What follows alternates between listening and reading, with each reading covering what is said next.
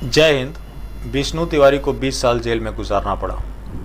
कसूर इतना ही था कि वो बेकसूर थे। आज विष्णु तिवारी भी कह रहे होंगे, मुझे किसी से कोई शिकायत नहीं, क्योंकि अब कोई चाहत नहीं।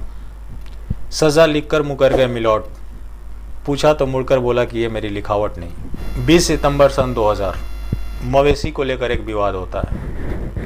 महिला इनके ऊपर रेप का मामला दर्ज कराती है। चूँकि वो एससी समाज से बिलोंग करती है, इसलिए इनके ऊपर SC/ST एक्ट का भी मुकदमा दर्ज हो जाता है। परिणाम, इनको 20 साल की सज़ा होती है। उस दौरान इनके माँ बाप भी चल बसते हैं। 2 बड़े भाई भी इस दुनिया से चले जाते हैं। ज़मीनें बिक जाती हैं। मिलता क्या इन्हें? आज वही आधी अधूरी ज़िंदगी, एक ज़िंदगी जो इन्होंने जेल में काट दी। अब इनके पास बचा क्या है?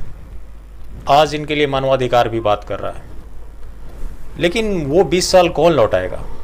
जब ये 25 साल के थे तब कारावास में गए, आज 45 साल के होकर बाहर निकले। अजीब सी विडम्बना है इस देश में। मर्डर और कोई बड़ा टेरर अटैक भी क्यों ना हो, उसमें पहले जांच होती है, फिर गिरफ्तारी। लेकिन SC/ST एक्ट में पहले गिरफ्तारी, फिर 6 महीने बाद जांच शुरू होती है। उसके बावजूद भी संविधान सबको समानता का अधिकार देता है और कानून सबके लिए एक समान है। बात जब SC/ST एक्ट से है तो ये 1989 में लागू हुआ था। सरकार ये मानती है कि उससे पहले कोई भेदभाव नहीं था।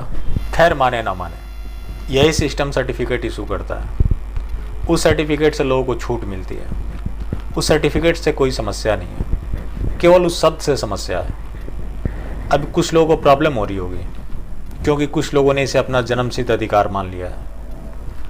अधिकार वो होता है जो छीना जाए, खैरात में नहीं मिला करते।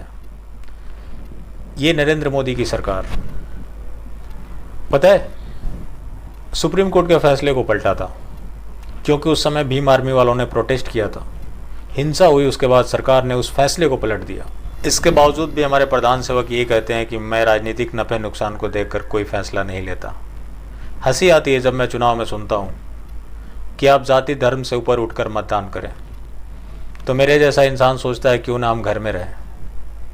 वही होता है, हम भी उस दिन हॉलीडे एंजॉय करते हैं, क्योंकि सरकारें किसी की भी रही, एक सिस्टम चलता रहा जिसमें भारी बदलाव की ज़रूरत है।